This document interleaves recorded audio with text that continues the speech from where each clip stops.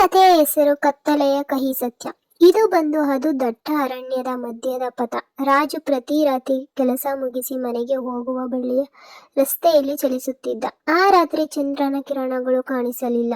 ಕತ್ತಲೆಯ ಆವರಣ ಇನ್ನಷ್ಟು ದಟ್ಟವಾಗಿತ್ತು. ದಾರಿಯ ನಡುವೆ ಹಸಿರು ಬೆಳೆದ ದ್ವಾರ ತೋರಿತ್ತು. ಈ ದಾರಿ ಹಳ್ಳಿಯತ್ತ ನೀವೇ ಸೋವಾಗಿರುತ್ತೆ ಎಂದು ರಾಜು ಆ ಚಿಕ್ಕ ದಾರಿಯತ್ತ ಹೆಜ್ಜೆ ಇಟ್ಟ.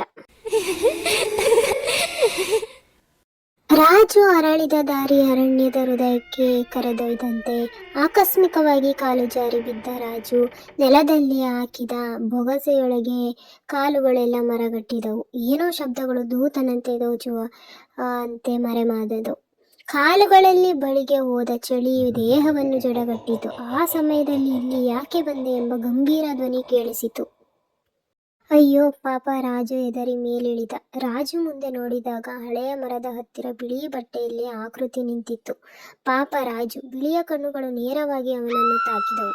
ನೀನು ನನ್ನನ್ನು ಈ ಜಾಗಕ್ಕೆ ಕಾಲಿಟ್ಟು ಬಂದಿದ್ದೀಯಾ ಎಂದು ಆ ಕತ್ತು ಹೊಡೆತ ರಾಜುವಿನ ಹೆಜ್ಜೆಯನ್ನು ಸ್ಥಗಿತಗೊಳಿಸಿತು. ಬೆಳಿಗ್ಗೆ ಅವನ ಶರೀರವಿಲ್ಲದ ತಲೆ ಹಳ್ಳಿಯ ಜನರಿಗೆ ದಾಟಿತು. ಈ ಮಾತು ಶೀತನ ಕತೆ ಹೇಳಿತು. ನಾವು ಯಾರದೋ ಜಾಗಕ್ಕೆ ಕಾಲಿಟ್ಟು ನಮ್ಮದು ಎಂದರೆ ಅವರು ಸಹಿಸುವರೇ? ಈ ಕಥೆಯ ಸಾರಾಂಶ ಕೂಡ ಆಗಿರುತ್ತದೆ.